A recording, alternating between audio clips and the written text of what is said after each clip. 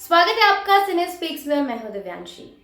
Pandya store में नताशा को धवल से बचाने के लिए अमरीश आता है और उस व्यक्ति की तारीफ करता है जिसने धवल को तलाक के बारे में सोचने पर मजबूर किया है। अमरीश उसे पूरी कहानी बताता है जबकि भाविन उसकी बात सुन लेता है और धवल नताशा को के सामने जाता है। अंबा ने अमरीश की निश्चितता पर सवाल उठाया। अमरीश याद करता है उसने इमोशनल ड्रामा करके उसे प्रभावित किया है। अमरीश विफल हो जाता है क्योंकि भाविन उस पर चिल्लाता है कि मॉल का डिजाइन बर्बाद हो जाएगा, लेकिन अंबा उसे अपनी बुद्धि का उपयोग करने के लिए कहती है और उसकी तुलना उससे करती है। वह उसे किसी को न बताने के लिए कहती है क्योंकि पंड्या स्टोर उनके लिए जरूरी नहीं है बल्कि उनके घर की शांति ज्यादा जरूरी है। ईशा को धवल और नताशा की चिंता होती है क्योंकि नताशा उसकी शादी का फोटो फ्रेम खोलती है और उससे कहती है कि वह इसे उसे देना चाहती है लेकिन नहीं दे सकती। जब नताशा फोटो फ्रेम को नष्ट कर देती है तो हर कोई डर जाता है और अंबा जांच करने के लिए दौड़ती है। फिर ईशा सोचती है कि उसे चीकू को फोन करना चाहिए, लेकिन उसे एहसास होता है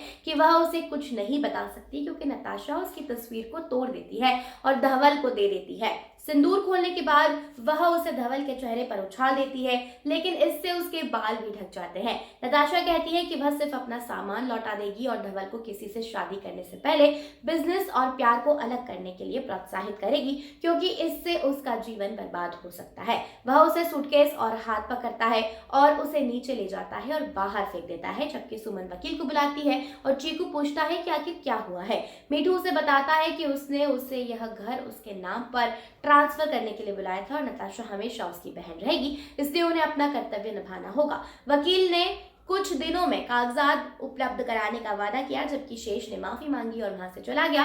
चीकू ने सुमन को आश्वासन दिया कि वह हमेशा नताशा का ख्याल रखेगा और उसे घर ट्रांसफर न करने की सलाह देता है। सुमन नहीं चाहती कि पंड्या स्टोर में जो हुआ वह उनके घर पर भी हो। धवल ने नताशा को अपने घर से बाहर भेज दिया और उसके चेहरे पर दरवाजा बंद कर दिया, जिससे सभी का दिल टूट गया। धवल मुड़ता है और सिर खड़ा रहता है जबकि नताशा घर से चली जाती है।